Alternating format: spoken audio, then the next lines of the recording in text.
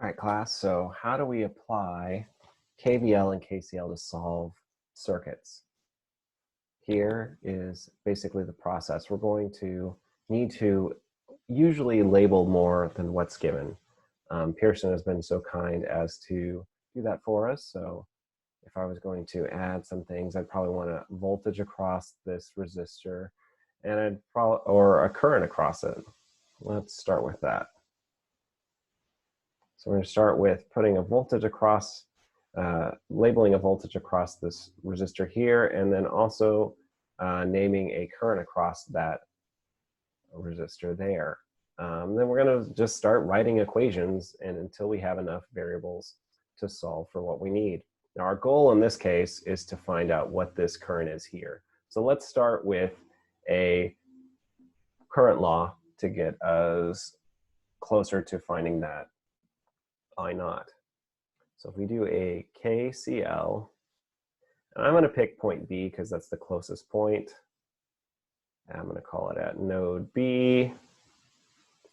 At node B, we've got coming in I naught. Going out, we have I1. Remember that positive current is flowing out of it. And then we've got 6 amps going in. And then I'm going to also use KVL in this case. I'm going to define a voltage loop this way. So I'm going to do a KVL, and I'm going to call it left loop.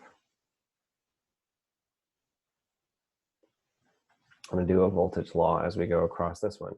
Now, I'm going to go across this component here. Now, I could define V naught, right? I could say V naught. Now, the reality is I don't really care about what V naught is. I'm trying to find the current here. So I'm going to actually say, looking at this, I'm going to say V naught in this particular case. V naught, remember, is I times R.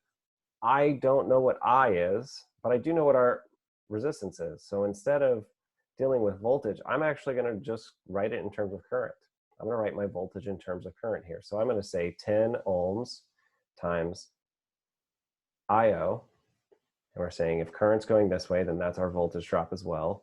And if we're going across this element, we're going to see similar, right? This is a positive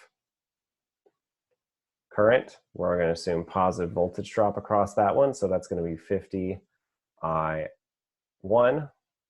And then going across this one, that's positive voltage drop. So that's actually going against the way that we've drawn our loop. So that's going to be negative 120 volts. And then I'm going to build my two equations. I like to simplify this a little bit. I'm going to write IO, negative IO here, plus I1. I'm going to kick that 6 amps over to the other side of my equation. I'm going to divide everything in this equation by 10. So this is going to become IO, my second equation, plus 5I1 equals, and moving this over makes this positive, so that's going to be positive 12. Now I've got my equation here. I can build my matrix. So I'm going to have negative 1, 1, 6. I've got 1, 5, 12.